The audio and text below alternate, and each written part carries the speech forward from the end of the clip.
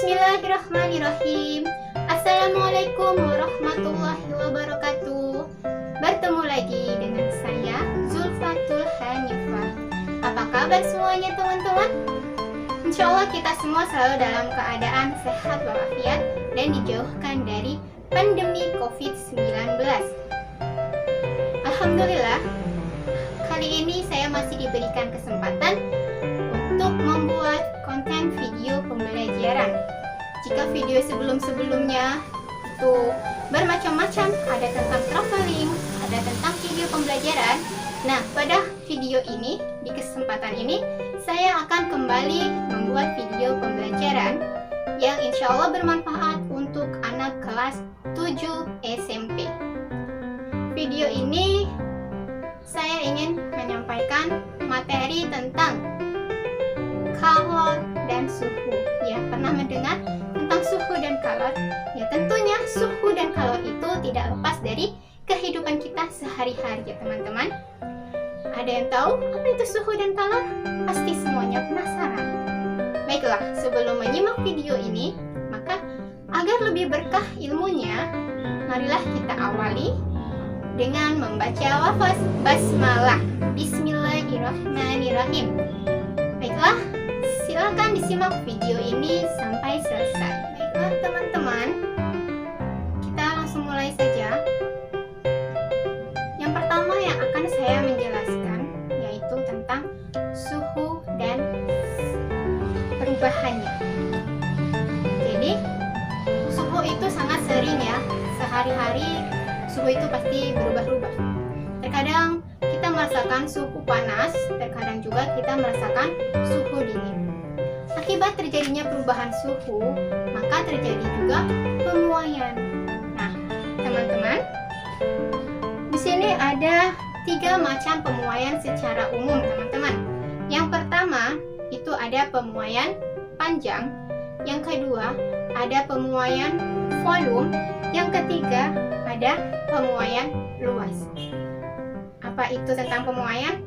Kita akan bahas nanti. Sekarang kita hanya masuk ke bagian suhu. Nah, suhu pastinya kalian kalau sakit berangkat ke rumah sakit atau pergi ke rumah sakit, itu juga sebelumnya dokter atau perawat akan mengukur suhu kalian. Ada yang tahu? Kedua benda yang saya pegang ini adalah apa? Pernah melihat sebelumnya teman-teman? Kedua benda yang saya pegang ini? Ya, pastinya ada yang sudah tahu, ada yang belum ya. Baiklah, sebelah kanan saya ini adalah termometer ya. Ini termometer untuk mengukur suhu tubuh manusia atau bisa dikatakan dengan termometer klinis. Sedangkan yang di tangan kiri saya ini adalah termometer batang. Kenapa dikatakan termometer batang? Karena dia bentuknya seperti batang. Nah, yang warna merah di ujung ini merupakan air laksa.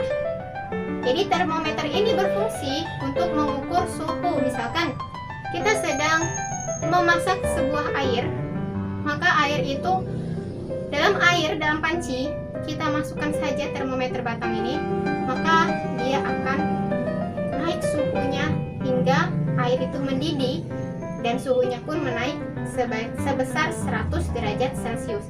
Apabila termometer batang ini kita masukkan ke dalam air es, maka dari 100 meter derajat Celcius dia langsung menurun hingga ke titik akhir, yaitu titik 0 derajat Celcius. Kemudian ada lagi termometer ruangan. Nah, maaf teman-teman, saya belum memiliki termometer ruangan. Tapi termometer ruangan itu biasanya dia ditempel di ruangan ya teman-teman. Nah, jadi termometer ruangan itu gunanya untuk mengukur suhu dalam ruangan. Bagaimana cara mengukur termometer pada zat cair? Nah, teman-teman, termometer ini memiliki 4 skala. Jadi 4 skala ini merupakan skala yang menentukan titik tetap atas atau biasa disebut dengan titik didih air murni. Sedangkan titik tetap bawah itu biasa disebut dengan titik S atau titik beku. Nah, 4 skala itu, yang pertama ada termometer Kelvin, yang kedua termometer Celcius yang sering kita gunakan dalam kehidupan sehari-hari, yang ketiga itu termometer Reaumur, dan yang keempat termometer Fahrenheit. Nanti kita akan memasuki perhitungan bagaimana cara menentukan skala. Jadi di keempat skala termometer tadi dia memiliki rumus yang berbeda-beda.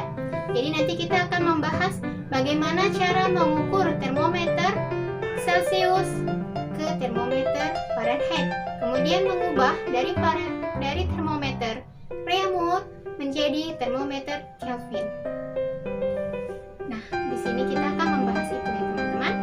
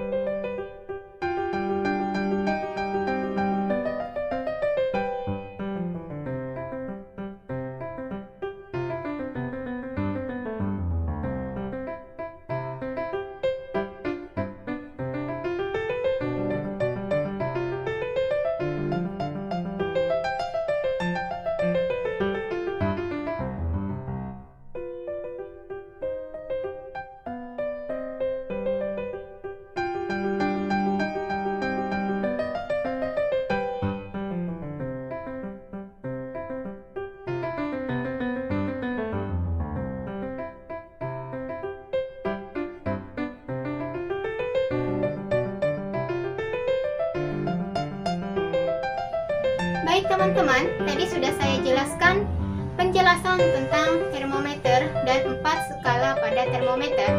Juga sudah saya berikan rumus beserta contohnya bagaimana cara mengubah atau menghitung dari termometer Kelvin ke termometer Reaumur dan termometer Fahrenheit ke termometer Celcius dan lain sebagainya. Sudah saya paparkan di penjelasan saya tadi. Semoga bermanfaat teman-teman. Bagaimana cara kita agar kita lebih memahami tentang pelajaran fisika?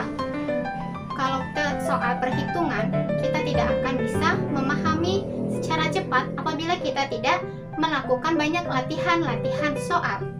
Untuk mengasah kemampuan teman-teman, apakah teman-teman sudah paham atau belum tentang suhu yang sudah saya jelaskan? Maka saya menyediakan latihan soal untuk teman-teman. Selamat mengerjakan teman-teman, semoga bermanfaat.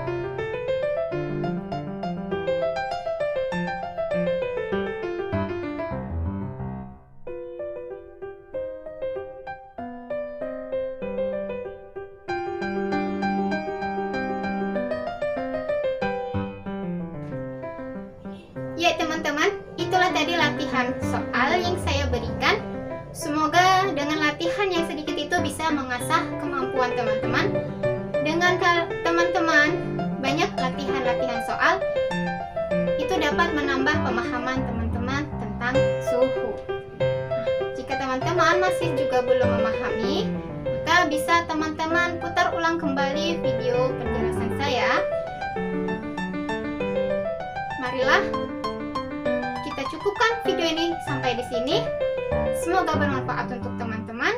Semoga teman-teman bisa mengambil ilmunya, karena di masa pandemi seperti ini kita masih belum bisa melakukan pembelajaran secara tatap muka langsung di dalam kelas. Maka ini salah satu cara saya untuk memberikan penjelasan materi kepada teman-teman. Semoga bisa dipahami. Marilah kita tutup dengan membaca lafaz hamdalah. Alhamdulillahirabbil alamin. Jangan lupa di like, komen, dan subscribe. Tunggu video saya selanjutnya. Saya akhiri. Wassalamualaikum warahmatullahi wabarakatuh.